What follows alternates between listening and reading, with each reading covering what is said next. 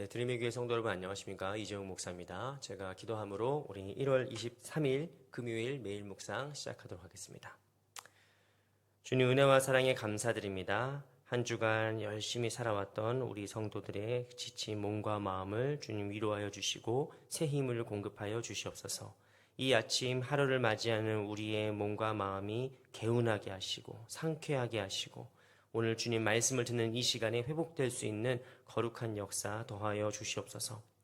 하나님, 말 때문에 참 고생이 많은 세상입니다. 서로 말로 인해 상처받고 또 말로 인해 오해하고 관계가 틀어진 일들이 많습니다. 하나님, 그런 세상 속에서 우리의 입술을 지켜주시옵시고 우리의 혀의 말을 다 아시는 그 주님께서 우리 입에 파수꾼이 되어주셔서 하나님, 우리가 이 입술을 통하여서 하나님을 찬양하고 사람들을 위로하고 격려하고 용기를 북돋을 수 있는 하나님의 거룩한 도구가 되는 우리의 입술과 또 언어가 될 수 있도록 주님 인도하여 주시옵소서. 모든 것 주님께 맡기오며 예수 그리스도의 이름으로 기도드리옵나이다. 아멘. 오늘 우리에게 주신 하나님 말씀은 시편 139편 4절 말씀입니다. 시편 139편 4절 말씀, 여러분 각자 계신 곳에서 함께 말씀 묵상하시기 바랍니다. 여호와여, 내 혀의 말을 알지 못하시는 것이 하나도 없으시니이다. 아멘. 네, 어제에 이어서 오늘도 우리의 언어 생활 또 말에 대해서 함께 좀 묵상을 하려고 하는데, 오늘은 조금 포인트가 다릅니다. 우리 많은 한국의 성도들이 좋아하는 찬양 중에 주만 바라볼지라라는 찬양이 있습니다. 주만 바라볼지라. 너무 좋은 찬양이죠. 너무 은혜가 되고 참 따뜻한 찬양인데, 사실 저는 옛날부터 그 찬양을 부르면서 조금 마음에 걸리는 부분이 있었어요. 마음에 좀 약간 이래도 되나 싶은 구절이 있었는데, 그게 뭐냐면 하나님 사랑의 눈으로 너를 어느 때나 바라보시고 하나님 인자한 귀로서 언제나 너에게 기울이시니, 뭐 이런 가사 있잖아요. 어두움에 밝은 빛에 비춰주시고 너의 작은 신음에도 응답하시니 너는 어느 곳에 있든지 주를 바라며 주만 바라볼지라. 뭐 이렇게 너무 좋은 정말 귀한 찬양의 가사와 멜로디와 정말 너무 좋은 곡인데, 저는 그게 조금 은혜가 안 된다기보다는 불안한 거예요. 그러니까 하나님이 왠지 나의 모든 삶을 보시면 사랑의 눈으로 나를 보시는 게 아니라 분노의 눈으로 나를 보실 것 같은 거 있잖아요. 너 왜 거기서 그러고 있냐? 뭐 이러는 눈빛으로 나를 보실 것 같은 거예요. 하나님이 내가 하는 모든 말들을 듣고 계신다면 인자한 귀가 이미 사라질 것 같은 거예요. 하나님이 분노와 이제 심판의 귀로서 저를 듣고 계시는 것 같은 그런 느낌인 거죠. 그래서 제가 힘들 때, 제가 어려울 때 하나님이 저를 감찰하시고 저를 늘 지켜보고 계시고 하는 모습은 참 너무 임마누엘의 하나님 감사한데, 제가 때로는 곁길로 가거나 실수하거나 범죄하거나 잘못하고 있을 때도 하나님이 나를 계속 보고 계신다면 그건 너무 무섭잖아요. 진짜 그거는 감찰하시는 하나님은 무서운 하나님으로 느껴지는 거죠. 그래서 어렸을 때는 그 찬양이 막 은혜롭고 기쁘고 감사하고 이런 찬양이었는데, 나이가 들고 점점점 저도 죄를 많이 짓고 이렇게 본의 아니게 실수하고 어제 말씀드린 것처럼 막 뒷담화하고 막 그러는 모습으로 계속 제가 살고 나면 이 감찰하시는 하나님이 너무 무서운 거예요. 하나님이 나를 지금 보시면서 오늘도 얼마나 심판을 이렇게 쌓아놓고 계실까. 그 등골이 오싹해지는 거죠. 그런데 오늘 우리가 이 시편 139편, 얼마 전에 제가 주일 설교 때도 이 말씀 함께 나눴는데, 이 시편 139편이 너무 아름다운 찬양이란 말이에요. 너무 아름다운 기도예요. 다윗이 이 기도를 드릴 때 막 나를 감찰하시는 하나님, 나를 CCTV처럼 막 24시간 동안 바라보고 계시고 잘못했나 안 했나, 너 지금 죄 짓나 안 짓나 이렇게 보고 계신 하나님이시냐, 그런 느낌으로 이 찬양을 하는 게 아니란 말이죠. 다윗이 지금 이 시편 139편에 나오는 다윗의 정서가 뭡니까? 이 감정이 뭘까요?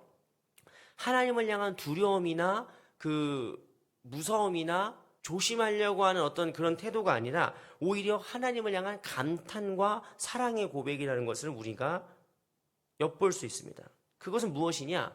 다윗이 깨달은 것은 하나님이 저 멀리서 팔짱 끼고 앉아가지고 죄 짓나 안 짓나 보자. 오늘은 또 무슨 입술로 무슨 범죄하는지 좀 보자. 이렇게 우리를 감시하시는 분이 아니라는 거예요. 하나님은 어떤 분입니까? 나를 지으신 창조자이십니다. 내가 태어나기 전부터 나를 아셨고, 내가 앉고 일어서고, 내가 걷고, 내가 생각하고 고민하는 것들을 이미 하나님께서 알고 계시는 분이라는 거예요. 그래서 우리가 오늘 봉독하지는 않았지만 6절 말씀에는 다윗이 하나님을 뭐라고 고백하느냐? 이 지식이 내게 너무 기이하니 높아서 내가 능히 미치지 못하나이다 라고 고백하고 있습니다. 기이하다라는 말을 영어로는 뭐라고 하냐? wonderful이라고 합니다.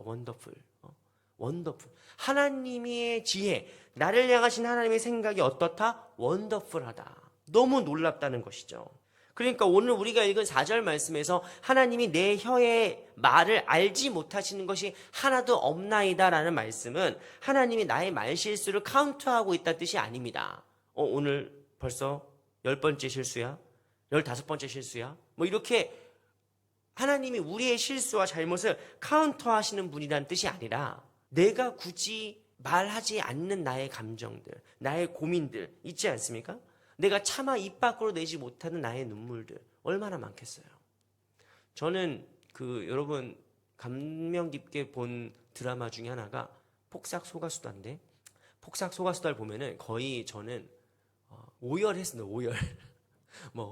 오열하면서 이제 폭삭소가수다 그 드라마를 봤는데, 그 드라마에 나오는 정말 이렇게 훌륭한 인물들, 부모님의 모습도 있지만 거기에 학시라는 아저씨가 나와요. 학시. 왜 학시냐면은 거기서 막 학시 이거밖에 안 해가지고 학시라는 말로 하는데, 저는 그 캐릭터를 보면서 어쩌면 되게 한국의 그 아버지 어머니의 모습과 닮았다는 생각을 했어요. 물론 저희 부모님이나 여러분의 모습은 아니지만 뭐죠? 진심을 표현할 줄 몰라요. 어떻게 말을 해야 될지 몰라요. 아내나 자녀한테 고맙고 미안하고 사랑한다는 그 감정과 말들을 평생 들어본 적도 없고 해본 적도 없어요. 그러니까 말이 삐뚤게 나오고 막 잘못 나오고 라고 얘기하면 되는데 그러니까 내 말이 이런 식으로 하는 거 있잖아요. 그러니까 사람이 참 말이라는 게 갖고 있는 한계가 있습니다. 우리는 말로 모든 걸 다 설명하거나 표현할 수가 없어요. 근데 하나님께서 우리 혀의 모든 말을 아신다는 건 무슨 뜻이냐? 내가 누군가에게 미안하고 사랑하고 고마운데 나의 언어가 그거를 담아내질 못해. 나의 평상시의 언어 습관과 말투와 나의 성격과 내가 살아온 방식이 그렇게 간질간질한 말을 못해. 그런데 누구는 아신다는 거예요? 하나님은 아신다는 거예요. 하나님은 나의 본래 의도를 잘 알고 계신다는 거예요. 여러분, 제가 독일에서 유학을 하다가 5년 만에 한국에 나온 적이 있어요. 2014년도 12월, 2015년도. 아무튼 그때 이제 독일로 처음 가가지고 이제 제가 박사과정 들어가서 처음으로 한국에 나왔거든요. 2019년도에. 그래서 2019년도에 한국에 한번 처음 나왔을 때 우리 부모님이 얼마나 저가 보고 싶어 했겠어요. 아들이. 그래서 공항까지 나오셨단 말이에요. 공항까지 나오셔가지고 어쨌든 아들을 보는데 이제 거의 4년, 5년 가까운 시간 만에 처음 부모님 만났잖아요. 그럼 눈물이 왈칵 쏟아지지 않겠습니까? 눈시울이 빨개져가지고. 그런데 우리 부모님을 처음 만났을 때 저의 첫 마디가 뭐였는지 아십니까? 여기까지 나왔어. 아니 바빠 죽겠는데 여기까지 나왔어. 이 얘기였어요. 그럼 우리 부모님은 눈물을 닦으면서 아들을 보고 4년 만에 했던 첫 마디가 뭔지 아세요? 뭐 먹을래? 이거예요. 그러니까 4년 만에 만나고 5년 만에 만나는데 기껏 부모 자식 간에 한다는 말이 여기까지 나왔냐? 너 뭐 먹을 거냐? 이런 얘기예요. 그런데 여러분, 이거는 번역기를 돌려서 이해할 수 있는 내용이 아니죠. 그 말 자체로만 보면은 아무 내용도 아닙니다. 그런데 부모와 자식은 서로 느끼죠. 보고 싶었습니다. 사랑한다, 고생했다, 이런 말들이 밥 먹어야지, 여기까지 나왔어요, 이런 퉁명스러운 말 속에 어쨌든 담겨 있다는 거예요. 근데 이거는 부모 자식이니까 한 5년 만에 만났으니까 이런 게 이해가 되는 거지. 매일매일 일상적인 순간에 우리가 모든 말을 어떻게 다 이렇게 이해하고 삽니까? 때로는 그 말 속에 들어있는 함의를 우리가 깨닫지 못할 때 너무나 많아요. 왜 나한테 말을 저렇게 할까? 그리고 왜 나는 내 아내나 남편이나 자식한테 예쁘게 말을 하지 못할까? 왜 오해를 쌓는 말을 하고야 말까? 여러분, 우리가 입술로 말하고 후회할 때가 얼마나 많으며, 또 상대방의 말을 진의는 알지만 또 실제로는 기분은 또 별로 안 좋고 상처받을 때가 또 얼마나 많습니까? 그런데 그 모든 말의 의미를 누가 아시냐? 하나님은 아신다는 거예요. 하나님은 듣고 계신다. 하나님은 알고 계신다. 그래서 이 말씀은 하나님이 우리를 CCTV처럼 막 감시하신다는 느낌이 아니라 하나님은 우리의 연약함을 아신다라는 말로 이해해야 돼요. 하나님은 우리의 연약함을 알고 계시고 우리의 나약함을 알고 계신다는 겁니다. 그래서 우리는 하나님 앞에서 두려움이 아니라 신뢰로 나아갈 수 있어야 되는 거예요.